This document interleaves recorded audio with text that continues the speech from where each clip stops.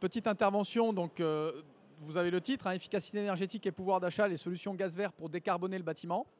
Peut-être un petit mot de présentation. Donc moi, je suis Jean-Charles Collaroy, président de Coenov. Coenov, c'est une fédération d'industriels et d'acteurs engagés dans la décarbonation du secteur du bâtiment.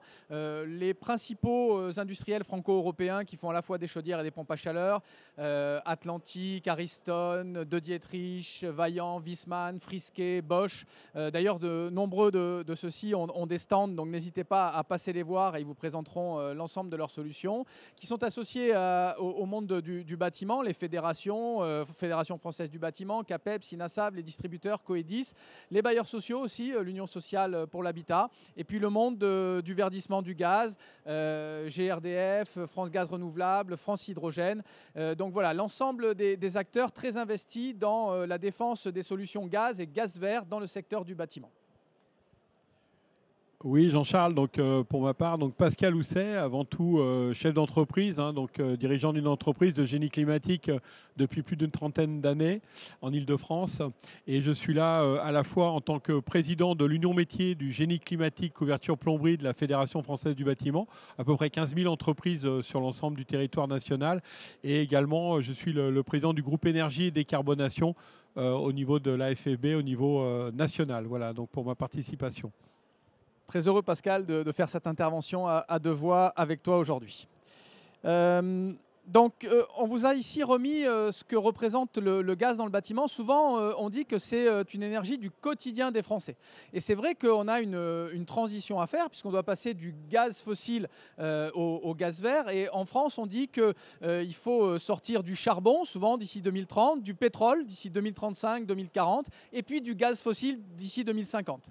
Et donc, on a une transition en 25 ans à faire du gaz fossile vers de nouveaux types de gaz, et en particulier les gaz verts, et peut-être demain aussi l'hydrogène.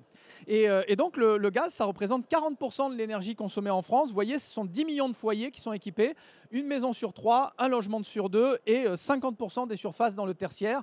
Donc c'est vraiment un enjeu majeur d'être capable de montrer un programme de décarbonation de ce vecteur énergétique dans les 25 ans qui viennent. Il faut le penser comme une transition sur du long terme et pas sur un one-shot. Souvent, nous, on regarde beaucoup l'échelon 2030, le Fit for 55, mais en fait, c'est à l'échelle 2050 qu'il faut regarder. La neutralité carbone de la France, c'est 2050. Et donc, on a 25 ans pour opérer une transition. Et on va voir qu'on peut le faire avec des solutions gaz. Dans le transparent suivant, ici, on a remis où est-ce qu'on en est au niveau des gaz verts en France. Ça fait déjà plus de 10 ans que c'est une technologie qui se développe bien. Vous voyez une carte où il y a plus de 700 méthaniseurs qui sont implantés en France.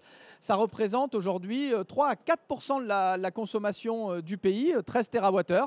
C'est l'équivalent de 2 réacteurs nucléaires. Et on a mis même l'équivalent de 3,3 millions de logements neufs ou de la consommation de métropoles comme Lille, Lyon, Nantes réunies.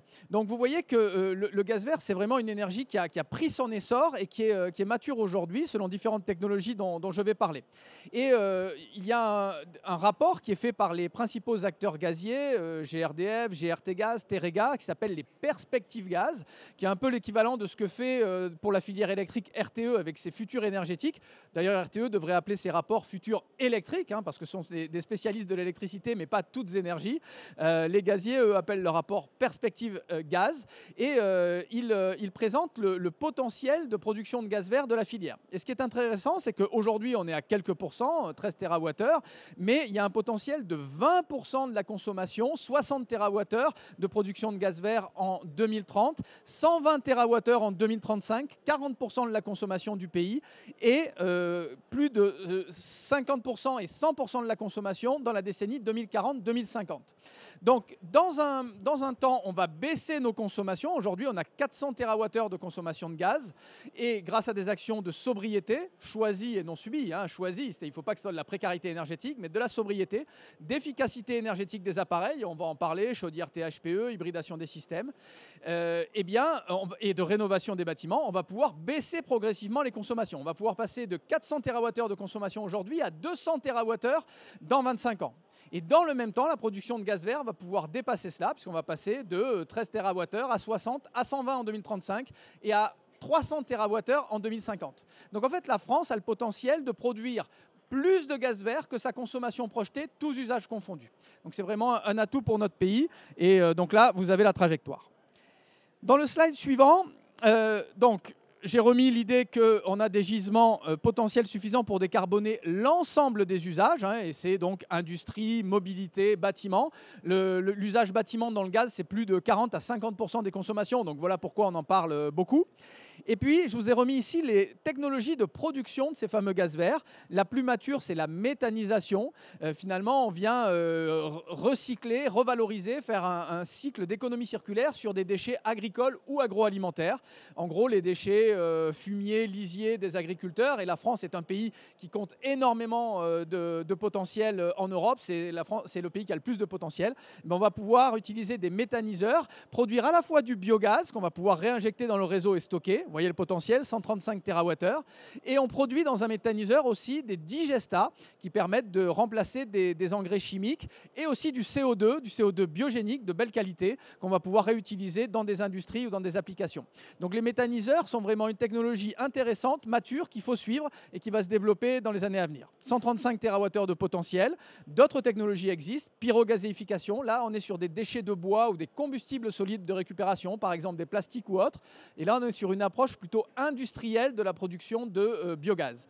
C'est intéressant parce que c'est une technologie qui est en plein développement, qui connaît ses premiers procédés industriels et le potentiel est de 90 TWh. La gazéification hydrothermale, on est sur des recyclages de déchets liquides, en particulier les bouts de stations d'épuration. Aujourd'hui, on fait déjà de la méthanisation avec des bouts de stations d'épuration. Demain, on pourra faire de la gazéification hydrothermale, c'est-à-dire un processus où on vient rajouter plus de température et plus de pression. Et ça, c'est intéressant parce que quand on fait de la gazéification ou de la pyrogazéification, on diminue beaucoup les déchets qui sortent de ces installations. Et donc demain, on va avoir des difficultés à épandre les bouts de stations d'épuration ou on va vouloir diminuer les déchets, les combustibles solides de récupération. Donc avec ces procédés, on va pouvoir condenser les déchets et faire du biogaz.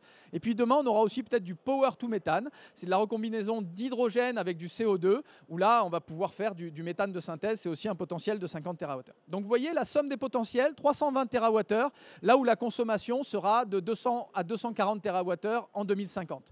Donc la France pourra même être exportatrice de biogaz dans les années à venir. C'est une chance pour notre pays et pour notre souveraineté énergétique, puisque on remplace le gaz fossile qu'on importe du Moyen-Orient ou d'autres pays par du gaz qui est produit en France. C'est pour ça qu'on dit que c'est une énergie renouvelable, locale et stockable. Voilà, on va parler des technologies parce qu'il y a des innovations. Donc peut-être te passer la parole, là, Pascal, sur ces sujets-là. Oui, Jean-Charles, donc effectivement, vous avez tous entendu, aujourd'hui une fiscalité plutôt ultra contraignante et pénalisante vers les chaudières THPE gaz, chose que la profession ne comprend pas forcément puisqu'on sait qu'il faut décarboner, mais on sait aussi qu'aujourd'hui, on a quasiment la moitié du parc de chaudières qui n'est pas THPE en France, contrairement à d'autres pays d'Europe.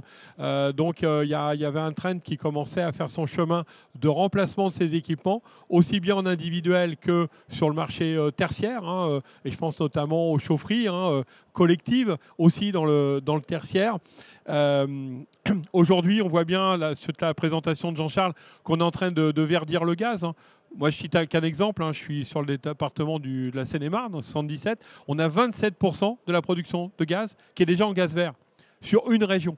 C'est pour citer qu'un exemple. Bon, c'est vrai qu'on a beaucoup de méthaniseurs agricoles, mais comme quoi on est capable très rapidement de verdir ce gaz. Donc si on verdit le gaz, la chaudière n'est plus à être pénalisée puisqu'on décarbone de par l'énergie qui est utilisée par ce générateur de chaleur.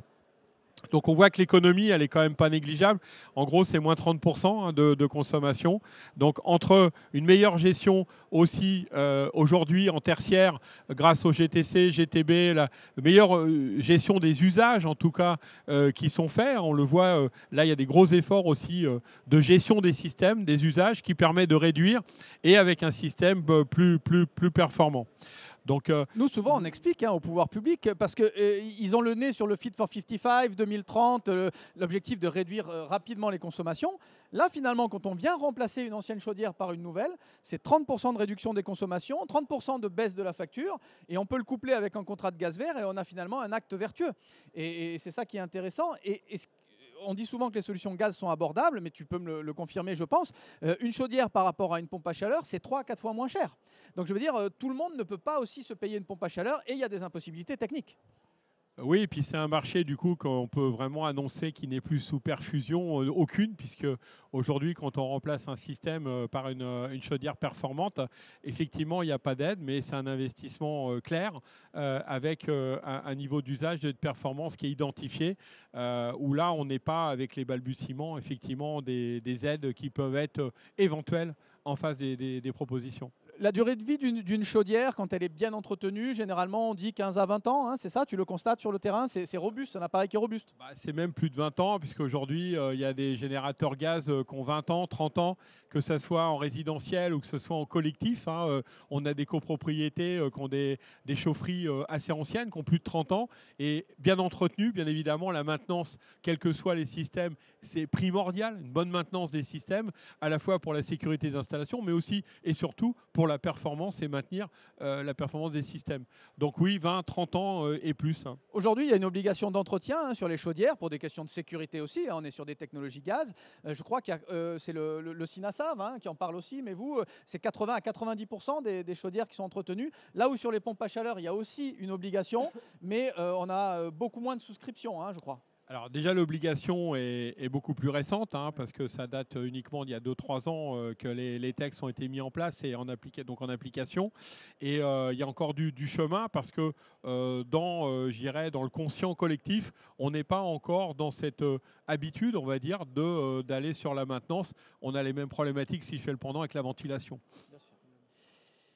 Sur le slide suivant, on aborde donc ce qui sera aussi un des futurs de l'énergie dans le bâtiment. Ce sont les solutions hybrides. Là, vous avez un exemple de pack hybride, un couplage pompe à chaleur et chaudière. Toi, tu en poses, je crois. Oui, alors des fois j'entends ah oui, mais ça, l'hybride, c'est nouveau. Non, c'est pas nouveau. Ça fait 15 ans que ça existe. Ça fait 15 ans que des systèmes sont en place. On a un vrai retour d'expérience sur ces systèmes-là. Et j'aime à dire, et là je parle en convaincu, là c'est ma casquette installateur-mainteneur, en fait c'est le meilleur des deux mondes. On a des études aujourd'hui qui prouvent que le système hybride finalement permet une grande souplesse d'utilisation. On garantit le confort aussi bien en chauffage qu'en eau chaude sanitaire pour les usagers.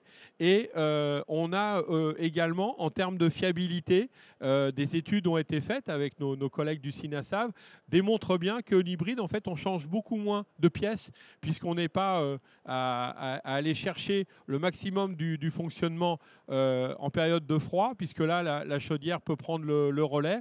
Et donc, on a des taux d'usure moindres et on a des frais finalement moins élevés qu'on pouvait l'imaginer au départ en se disant faut entretenir deux systèmes, ça va coûter une fortune. Non, finalement, au bout de 15 ans d'expérience, on s'aperçoit que les chiffres commencent à parler et qu'on arrive à avoir des systèmes plutôt vertueux avec des coûts de réparation moins importants sur ces systèmes-là. Et puis, pour ceux qui ont connu dans l'Assemblée le JP, pour les anciens, là, on a une super souplesse d'utilisation, puisque quand on nous parle d'effacement au niveau énergétique, là, en fait, nous, s'il y a de l'effacement, c'est pas très grave, puisqu'il fait très froid. Il y a peut-être besoin d'aller donner un petit coup de main au réseau ELEC, même si on sait qu'aujourd'hui, on a une production qui va bien, ou mieux en tout cas, eh bien, on a cette souplesse d'usage et ça permet, comme disent nos anciens, de ne pas mettre tous ses œufs dans le même panier. Et ça plaît beaucoup aujourd'hui aux usagers d'avoir cette souplesse de deux énergies qui peuvent utiliser un peu plus la PAC ou un peu plus le gaz en fonction aussi des tarifications en vigueur. Donc, c'est vraiment le meilleur des deux mondes. Oui, oui, souvent on dit que c'est l'alliance des électrons décarbonés avec les molécules de gaz qui se verdissent. C'est aussi une façon de soutenir le réseau, tu l'as dit, en période hivernale, parce que le secteur du bâtiment est le secteur le plus thermosensible, c'est celui qui consomme le plus en hiver. Et donc être capable d'avoir comme ça un pilotage, un effacement dans un secteur diffus, ça peut être aussi de bonnes solutions demain. Peut-être demain aussi, tu l'as dit avec les EJP, être capable de basculer sur la meilleure énergie au meilleur moment selon les différences de prix, même s'il ne faut pas que les consommateurs se trouvent enfermés dans des contrats où tout d'un coup, il y a des pics d'appel et ils sont obligés de se déconnecter du réseau et de plus se chauffer parce qu'ils ont souscrit des contrats à prix variable. Mais donc, c'est une technologie que beaucoup de fabricants développent très fortement. Si vous allez sur leur stand, généralement, ils vous parleront beaucoup de ces technologies hybrides. Et puis demain, vous pourrez aussi avoir de l'hybridation solaire-gaz, géothermie-gaz, des solutions aussi, des innovations avec de l'hydrogène. De plus en plus de fabricants ont des chaudières avec des kits hydrogène, 20%, 100%. On voit des pays comme l'Allemagne qui en font leur stratégie. C'est un peu différent en France, mais c'est important aussi de faire des stratégies où on aura l'énergie, on pourra avoir l'énergie même dans 20-25 ans pour alimenter ces appareils. Parce que si en Allemagne, vous développez toute une stratégie autour de l'hydrogène, mais que vous remplacez les hydrocarbures importés par de l'hydrogène importé, même s'il vient du Maroc ou d'autres pays, vous avez remplacé une dépendance par une autre dépendance. Là, finalement, avec le gaz, on va diminuer les consommations, mais on va pouvoir produire en France, donc ça, c'est une chance. Et puis, vous avez aussi des technologies, j'en parle là, mais de Dietrich est dans la salle, où il y a du verdissement du gaz par de l'appoint hydrogène avec de la production d'hydrogène in situ. Donc voilà, tout un panel qui montre que finalement, la chaudière s'améliore, améliore ses performances, se verdit. Et tu connais notre leitmotiv chez Cohenov, mais je pense que ça a été repris par beaucoup d'acteurs. Ce n'est pas la chaudière qu'il faut bannir, mais le gaz qu'il faut verdir. Il ne faut vraiment pas stigmatiser les équipements, mais verdir les combustibles. Oui, juste un petit mot pour revenir quand même sur la notion d'hybridation des systèmes. Je prends toujours un exemple très concret et qui parle à nos auditeurs. Je reprends l'exemple de la CoPro. Vous avez une CoPro qui a rénové sa chaufferie il n'y a pas très longtemps. Ils ont une belle chaufferie, chaudière THPE. Ils ont rénové leur système, revu leur système de régulation. Ils ont été isolés les réseaux. Ils ont mis du thermostat connecté. Enfin, ils ont fait tout ce qui allait bien pour vraiment optimiser le bâtiment. Peut-être fait des travaux aussi d'isolation. Et puis, parfois, on a des copros qui questionnent et qui appellent des bureaux d'études en se disant, écoutez, on voudrait aller un petit peu plus loin, on voudrait décarboner vraiment notre bâtiment. Est-ce que finalement, je suis obligé de démanteler toute ma chaudière, peut-être qu'on est en train encore de payer, ou est-ce que finalement, on peut aller hybrider? Et finalement, oui, on peut hybrider, parce qu'en fait, là aussi, les industriels ont fait un magnifique travail. C'est que là, on n'en parle pas suffisamment. On a, sur la connectivité, sur l'évolution des systèmes de régulation, on est capable d'aller plugger aujourd'hui une pompe à chaleur sur un système de chaudière THPE en chaufferie existant, et on arrive à avoir des systèmes qui sont vraiment vertueux en termes de fonctionnement. Et souvent, ça permet d'éviter d'aller chercher du tarif jaune pour l'immeuble. Ça permet de maintenir, parce qu'on parle environnement, mais environnement, c'est aussi maintenir des équipements qu'on a achetés il n'y a pas longtemps. C'est aussi ça, le côté environnemental.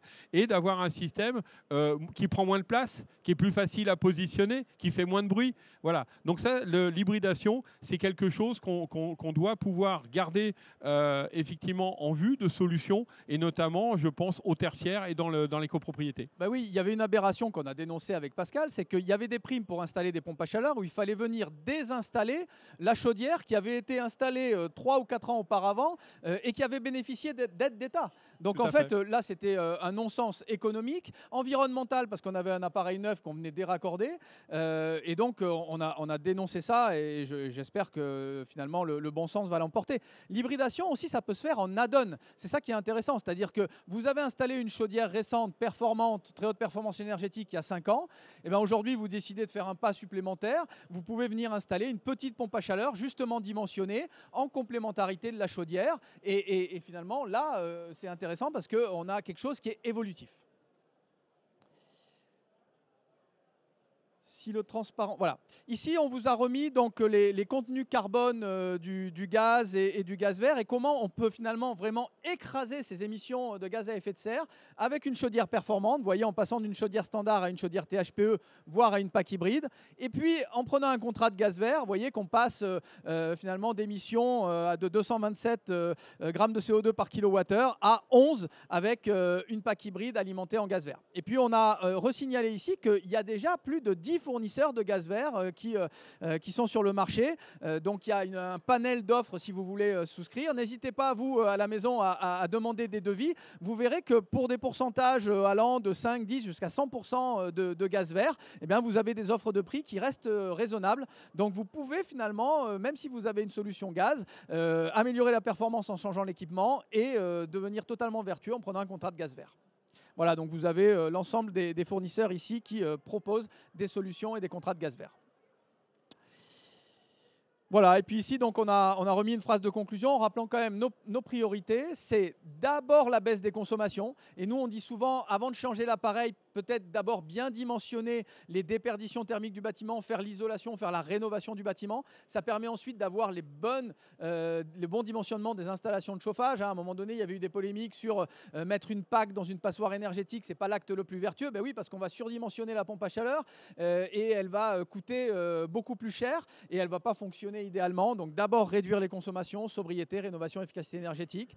Ensuite, une complémentarité des vecteurs. On a la chance d'avoir du nucléaire, des énergies renouvelables en France, des électrons décarbonés et un gaz qui se verdit. Donc ce n'est pas du tout électrique, c'est un panel de vecteurs et de solutions diversifiées. Et puis des équipements performants, l'hybridation et demain des solutions innovantes. Voilà, merci et puis à votre disposition pour d'éventuelles questions. Merci à vous.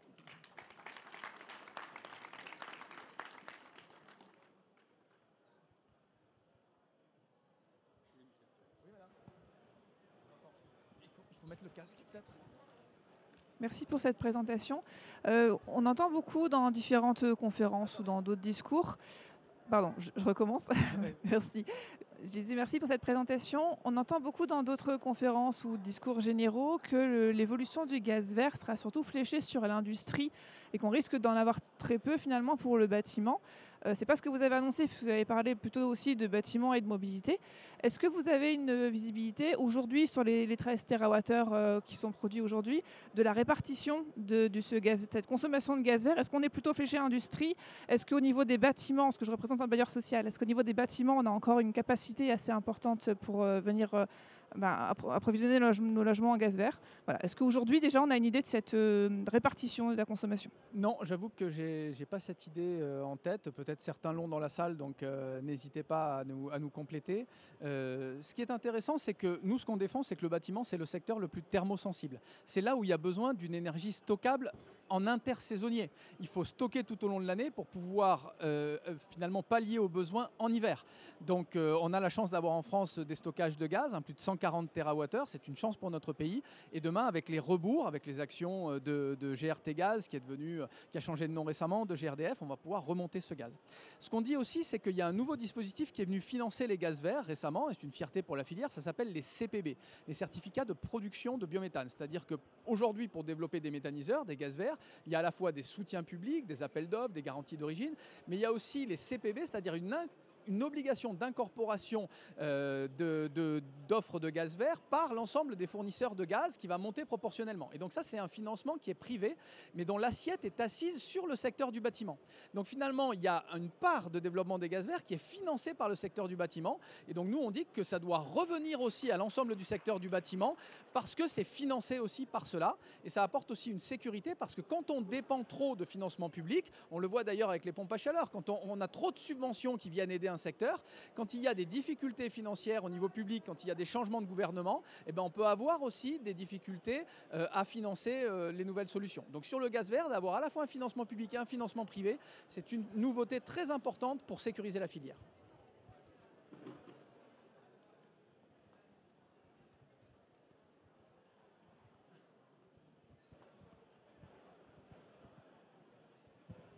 Bonjour à toutes et à tous.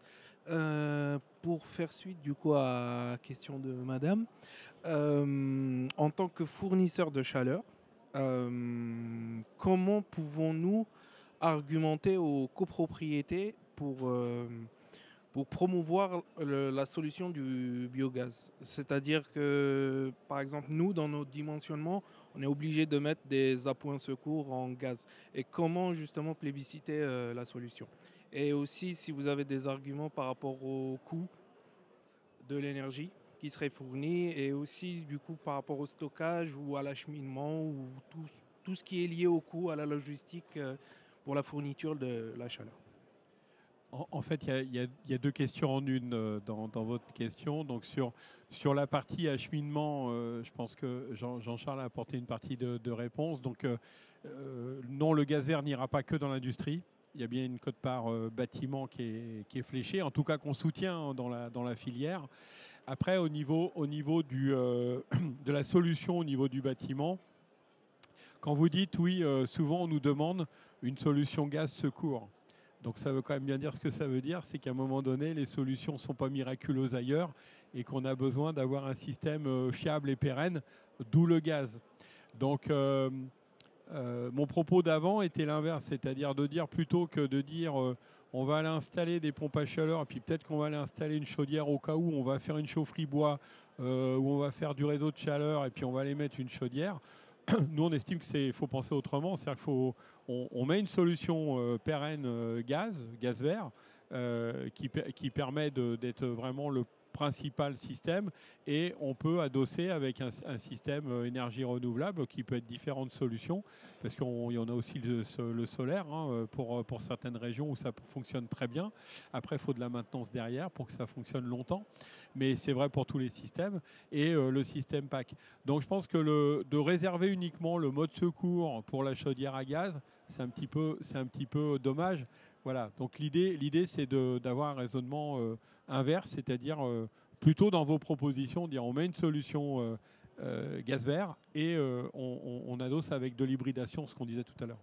Sur le prix des énergies, peut-être une réponse. Le gaz vert, ça coûte plus cher que le gaz fossile. C'est une évidence. Aujourd'hui, le gaz fossile sur les marchés, il est à 30, 40, 50 euros du mégawattheure. Alors bien sûr, si on parle du gaz de schiste qui est puisé aux États-Unis, on est même encore en dessous. À comparer à du gaz vert qui sort d'un méthaniseur où on est à plus de 100 euros du mégawattheure. Donc oui, on est 2-3 fois plus cher sur la partie molécule, sachant que sur une facture, il y a à la fois un pourcentage qui concerne la molécule, un pourcentage qui concerne le transport, qui lui va évoluer progressivement, mais pas dans des proportions astronomiques, et puis un pourcentage de taxes. Mais au final, comment on se projette en 2050 ? Il ne s'agit pas de se comparer à des énergies fossiles ou décarbonées, puisqu'on veut s'en séparer.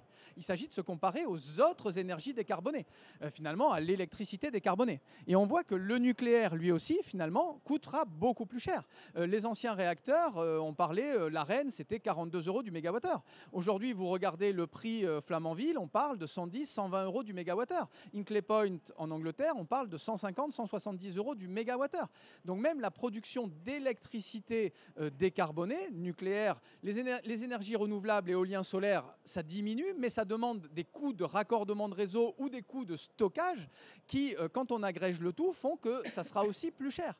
Donc demain, il faut comparer le prix du gaz vert qui sera plus cher aux autres énergies renouvelables décarbonées, et dans un monde où on aura diminué nos consommations. Donc finalement, aujourd'hui, la facture qu'on paye, demain, on consommera beaucoup moins, mais avec une énergie qui est plus chère, produite en France, qui a des externalités positives pour nos agriculteurs et qui donc pour le pays est intéressante.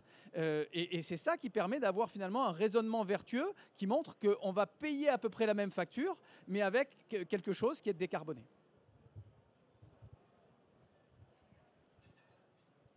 Là, oui. Merci pour votre clarté et votre duo qui est vraiment au top. Pouvez-vous en dire plus sur l'apport d'hydrogène dans le système ? Parce que j'ai défendu le gaz au Sénat dans l'enquête parlementaire, mais je voudrais savoir un peu plus sur l'apport de l'hydrogène dans le système. Bon, peut-être je peux en dire un mot si tu veux, et puis après Pascal, tu complètes. Sur l'hydrogène, d'abord, il faut avoir l'honnêteté de dire que la priorité aujourd'hui, quand on produit de l'hydrogène, c'est de décarboner l'industrie, après la mobilité. Et souvent, le secteur du bâtiment, c'est une niche qui viendra, par exemple, on aura des grandes dorsales ou des grands réseaux d'hydrogène qui vont se constituer, puisqu'on est en train de changer de logique. Avant, on était sur une logique où on pouvait mixer l'hydrogène dans les réseaux de gaz. On a fait des expérimentations à Dunkerque, par exemple, où on peut aller jusqu'à 20% d'hydrogène dans les réseaux de gaz. Aujourd'hui, on est plutôt dans une logique où on est en train de faire des réseaux d'hydrogène dédiés, y compris pour des problématiques de sécurité.